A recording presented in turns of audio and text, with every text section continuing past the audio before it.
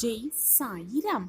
நல்லதை நினைக்கும் பொழுது, நல்லதை பற்றி மட்டுமே நினைத்து கொண்டிருக்கும் பொழுது கிடைக்கும் தெளிவு வேறு எப்பொழுதும் கிடைப்பதே இல்லை என்பதுதான் நிதர்சனமான உண்மை.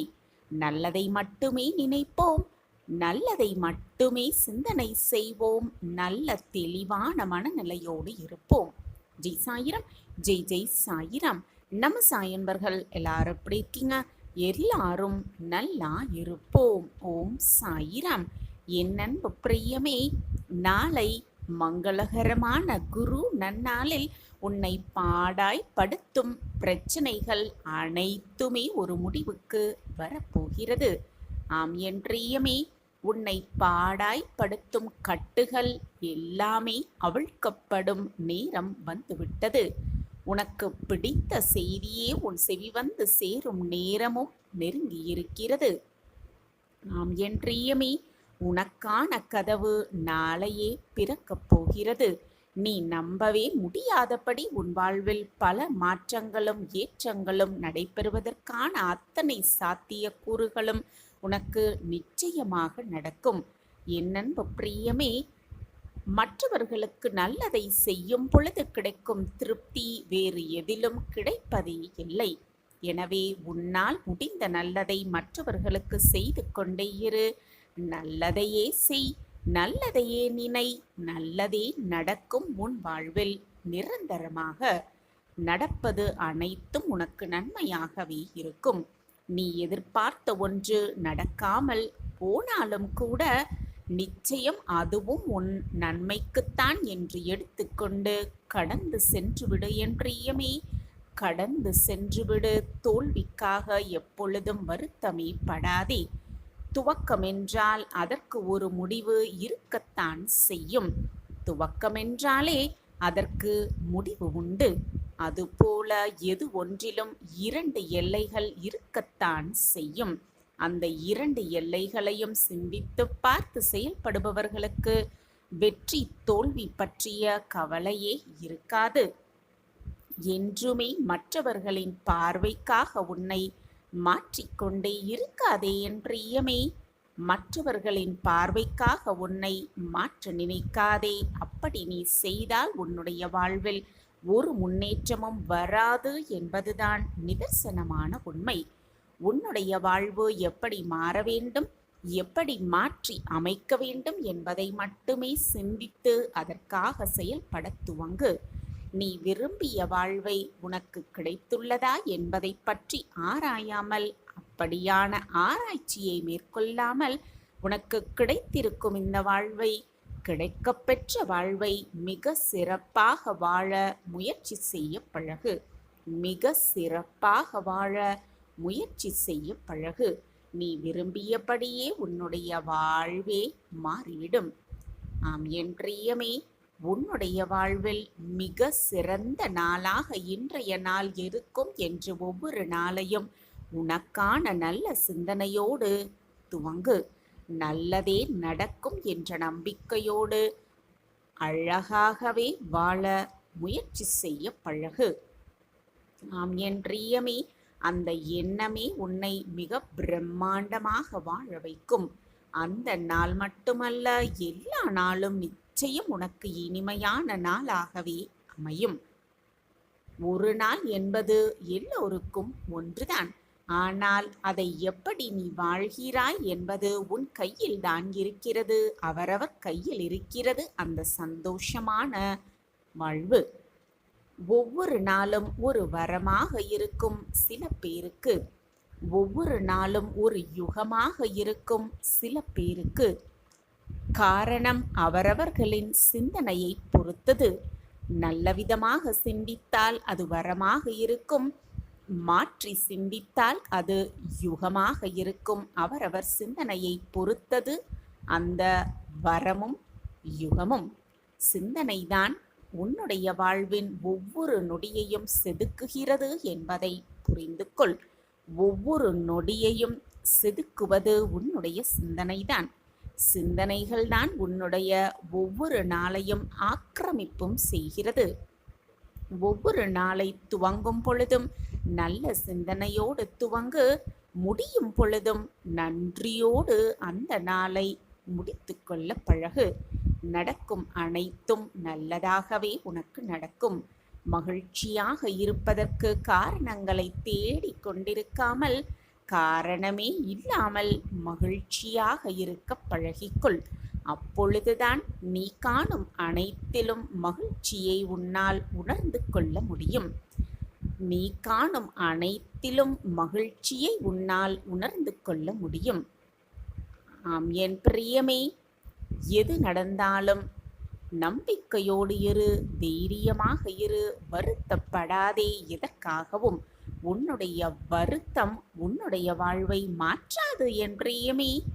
உன்னுடைய ஒவ்வொரு நாளும் நீ எதிர்பார்த்ததை விடவும் மிக சிறப்பாகவே இருக்கும். எனவே நம்பிக்கையோடு இரு.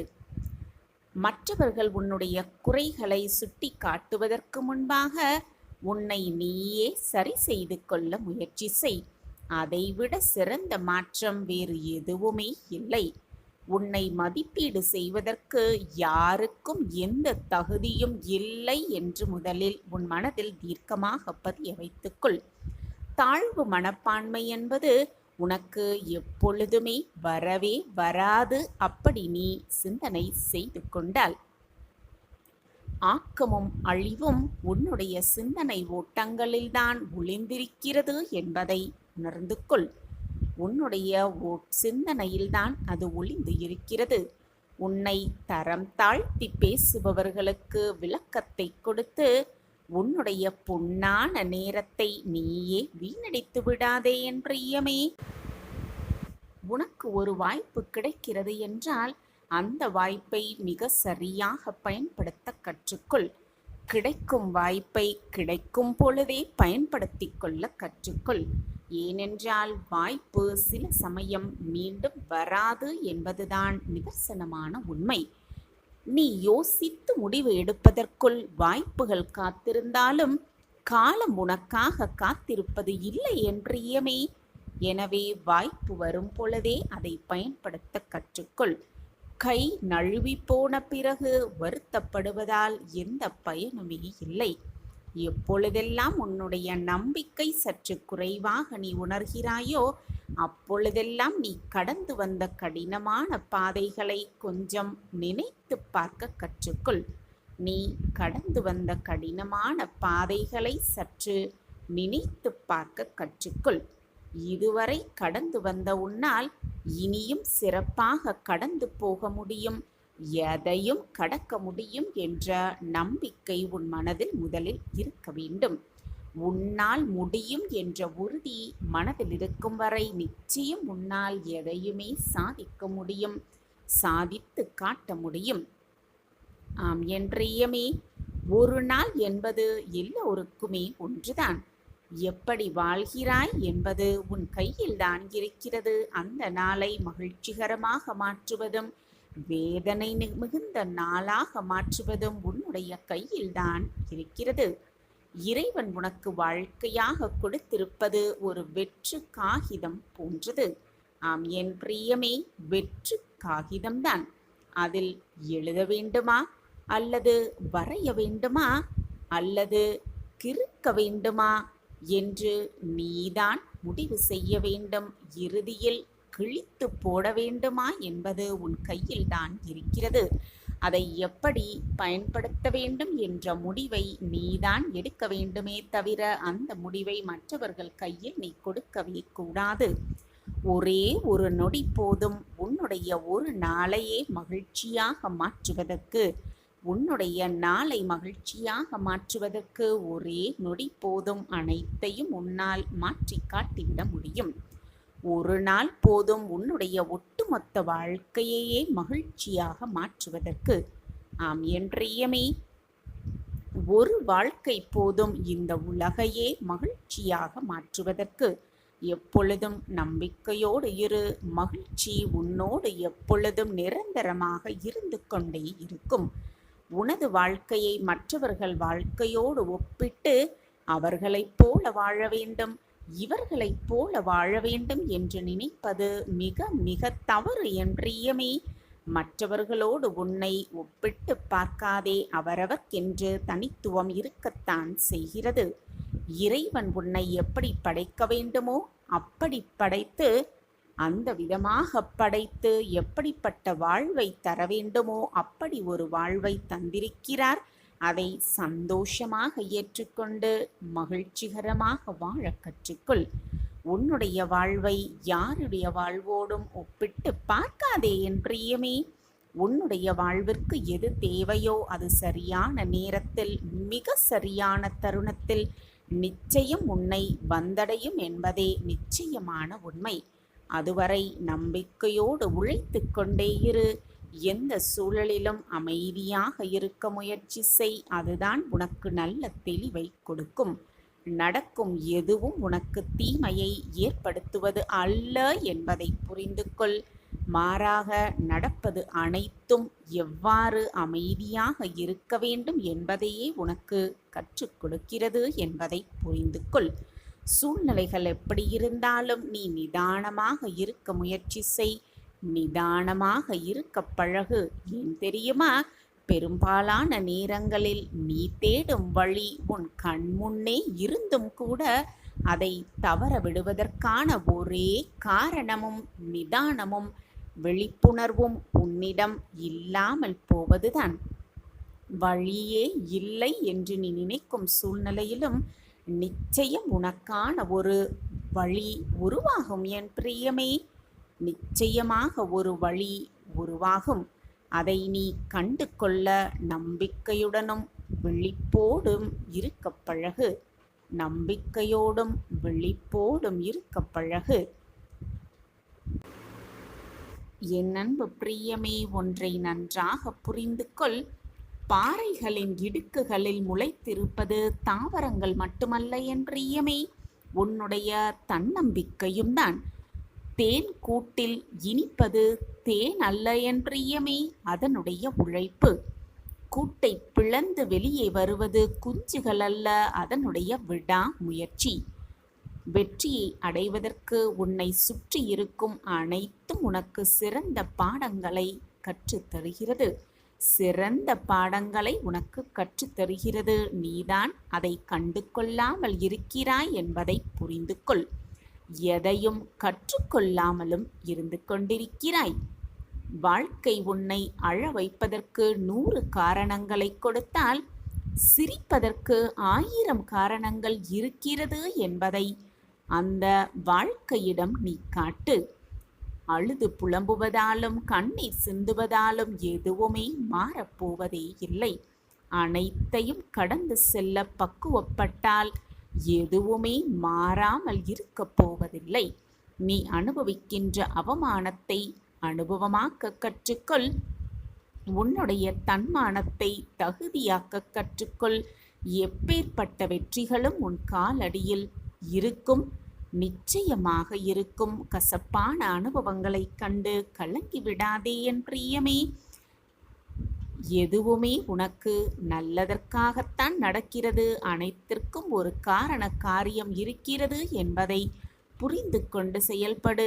நீ நினைக்காத வெற்றியையும் நினைக்காத வாழ்க்கையையும் அடைவாய்.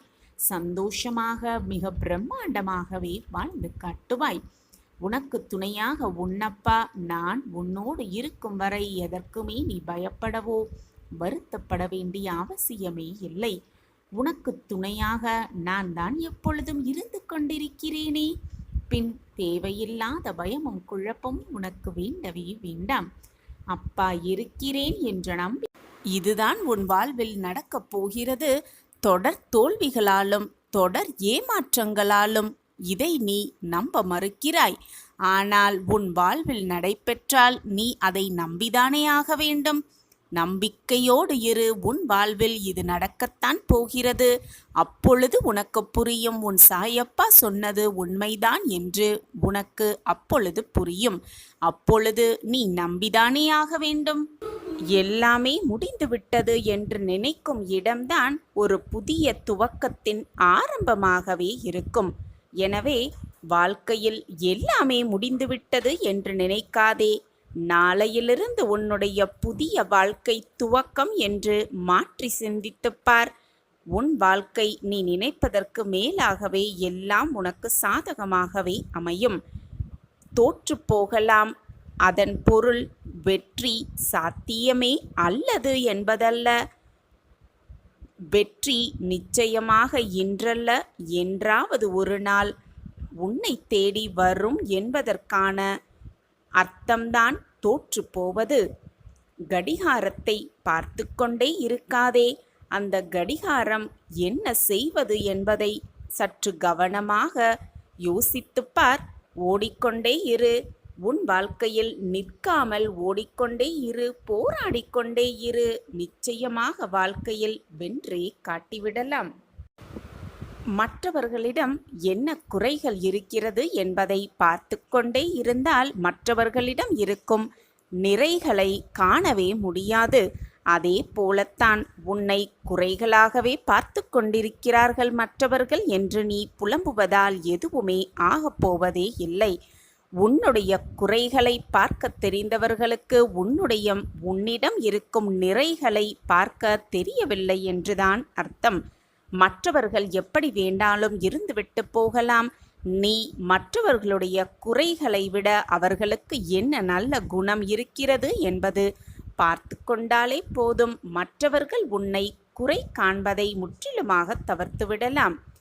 சாயப்பாயிருக்க உனக்கு ஏன் மனக்கவலை? என் மீது எனக்கே நம்பிக்கை இல்லை என்று வருத்தத்தோடு ஒரு இளைஞன் குருவிடம் வந்து சொன்னான். ஏன், உன்மேல் ஏன் உனக்கு நம்பிக்கையே இல்லாமல் போயிற்று?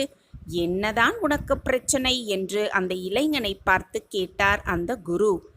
என்னிடம் நிறைய குறைகள் இருக்கிறது, மற்றவர்கள் என்னை விட திறமைசாலியாக எனக்கு தெரிகிறார்கள் என்று சொன்ன இளைஞனின் பிரச்சனை குறித்து இளைஞன் சொல்லாமலேயே குருவிற்கு நன்றாகவே புரிந்தது.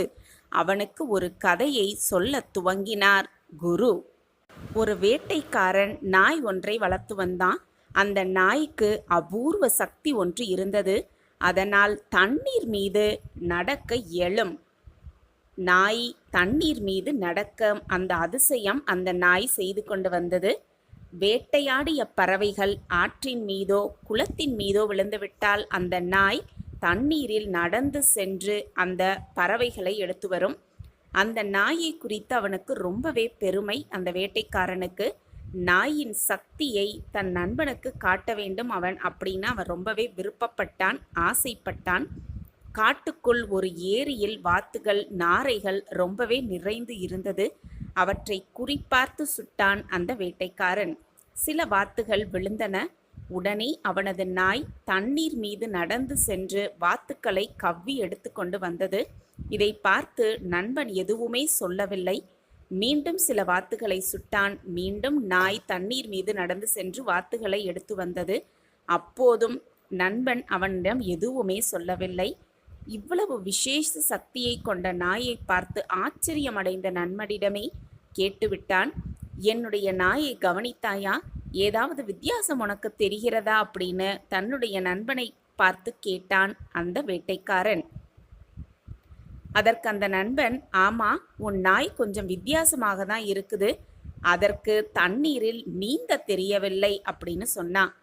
இந்த கதையை குரு சொன்னதும் நம்மிடம் இருக்கும் திறமையை பார்க்காமல் இல்லாததை குறையாக சொல்வது தவறு அப்படின்னு வந்தவனுக்கு புரிந்தது அனைத்துமே. அப்போது குரு அவனுக்கு ஒரு அறிவுரையையும் கூறினார். குறைகளை விட குணங்களை பார்ப்பதுதான் மிக மிக நல்லது.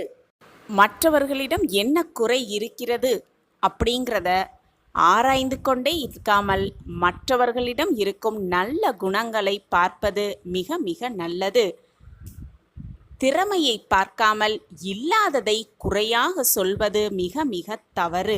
அதே போலத்தான் நம்மிடம் இருக்கும் நிறைகளை பார்க்காமல் நம்மிடம் இருக்கும் குறைகளை மட்டுமே சுட்டி காட்டிக் கொண்டிருந்தால் நம் மனம் எவ்வளவு வேதனையாக இருக்கும். அதே போலத்தான் அந்த வேதனை மற்றவர்களுக்கும் இருக்கும் என்பதை புரிந்து கொண்டு மற்றவர்களிடம் இருக்கும் திறமைகளை பார்த்து அதை ஊக்குவித்து கொண்டே இருக்க வேண்டுமே தவிர அவர்களிடம் இருக்கும் குறையை சுட்டி காட்டிக்கொண்டே இல்லாமல் இருப்பது மிக மிக உத்தமம். உன்னுடைய பிரச்சனைகளுக்கான தீர்வை மற்றவர்களிடம் எதிர்பார்க்காதே. மற்றவர்கள் அதை தீர்த்து விடுவார்கள் என்ற நம்பிக்கையும் கொள்ளாதே. உன் கண்கள் காணும் அனைத்து ஜீவராசிகளின் உள்ளாகவும் நான் நிறைந்து இருக்கிறேன். ஏன், ஏதாவது ஒரு ரூபத்தில் வந்து உனக்கு நான் காட்சியும் தந்து கொண்டுதான் இருக்கிறேன். நிழலாக நான் எப்பொழுதும் உன்னை தொடர்ந்து கொண்டுதான் இருக்கிறேன். நான் உன்னோடு இருக்கும் வரை, நிழலாக உன் அருகில் இருக்கும் வரை, என் பார்வை உன் மீது இருக்கும் வரை உனக்கு ஏன் குழப்பமும் போராட்டமும்? உன் மனதில் தேவையில்லாததை போட்டு குழப்பிக்கொண்டே இருக்காதே. நீ வருந்துவதாலும் கவலைப்படுவதாலும் எந்த பிரயோஜனமும் ஆகப் போவதே இல்லை. எதுவுமே உனக்கு நல்லதாக அமையப் போவதும் இல்லை. நடப்பது நடந்தேதான் தீரும். நீ கவலைப்படுவதாலோ கண்ணீர் சிந்துவதாலோ ஏதாவது மாறிவிடப் போகிறதா? மாற்றம் வரவே வராது என்று சிந்தித்துப்பார். உன் கவலையும் வீண், உன்னுடைய கண்ணீரும் வீணாகத்தான் இருக்கும். எனவே வருவது வரட்டும், போவது போவட்டும், நடப்பது நடக்கட்டும் என்று இருந்துவிட்டு போ. வாழ்வாவது நிம்மதியாக இருக்குமே. அனைத்தையும் என் பாதத்தில் வைத்துவிட்டு சந்தோஷமாக இரு, நிம்மதியாக இரு. அனைத்தையும் நான் பார்த்து கொள்கிறேன். என் மீது பாரத்தை வைத்துவிட்டு அதன் பிறகு உன் வாழ்வில் என்ன நடந்தாலும் என்னதான் நடந்தாலும் அதற்கு உன் சாயப்பா நானே பொறுப்பு. நடக்கும் எதற்கும் நான் பொறுப்பாளியாகவே மாட்டேன். நடப்பது எல்லாம் அப்பாவின் பார்வையில்தான் நடக்கிறது என்று முழு நம்பிக்கையையும் என் மீது வைத்துவிட்டால் உன் வாழ்வில் நடப்பது அனைத்திற்கும் நானே பொறுப்பு. நானே காரணக்கர்த்தாவாகவும் ஆகிவிடுகிறேன். எதற்குமே வீணாக குழம்பாதே. நடந்து கொண்டிருப்பதற்கும் இனி நடக்கப் போவதற்கும் நமக்கும் எதற்கும் சம்பந்தமே இல்லை என்ற அளவில் உன் மனதை மாற்றிக்கொள். உன் மனதை தேற்றிக்கொள். அப்பொழுதுதான் உன் மனம் நிம்மதியாக இருக்கும், சந்தோஷமாக இருக்கும், வாழ்வும் நிம்மதியாகவே இருக்கும். அப்படி இருந்து பார். இனம் புரியாத ஒரு அமைதி உன் மனதில் உண்டாகும். இனம் புரியாத ஒரு நிம்மதி உன் வாழ்வில் வந்து நிறையும். ஒன்றை நன்றாக புரிந்து கொள் என் பிள்ளையே. சிறிய தவறுக்காக மற்றவரை ஒருவரை விட்டு நீ விலகாதே. அது உனக்கே மிகப்பெரிய தவறாகிவிடும். என் கண்கள் எப்பொழுதும் உன்னை பார்த்து கொண்டிருக்கும் பொழுது உனக்கு எந்த தீங்கும் எந்த தீமையும் நெருங்காது. நெருங்கவும் நான் விட்டுவிட மாட்டேன். என்னுடைய பார்வையால் நீ 8 திக்கிலும் பாதுகாக்கப்படுகிறாய். நம்பிக்கை இல்லாதவனுக்கு எந்த இறைவனும் துணை இருப்பதே இல்லை. எந்த இறைவனை வேண்டினாலும் அவனுக்கு எந்த நல்லதும் நடக்கப் போவதும் இல்லை. உன்மேல் முதலில் நம்பிக்கை வை. உன்னை படைத்த இறைவன் மேல் முழு நம்பிக்கை வை. உன் வாழ்வில் மாற்றத்தக்க அதிசயங்களை நிச்சயமாக அந்த இறைவனே உனக்கு கொடுப்பார். தன்னம்பிக்கையோடு இருப்பவனுக்கு எந்த இடத்தை பார்த்தாலும் பயமே இருக்காது. தன்னம்பிக்கையோடு இரு.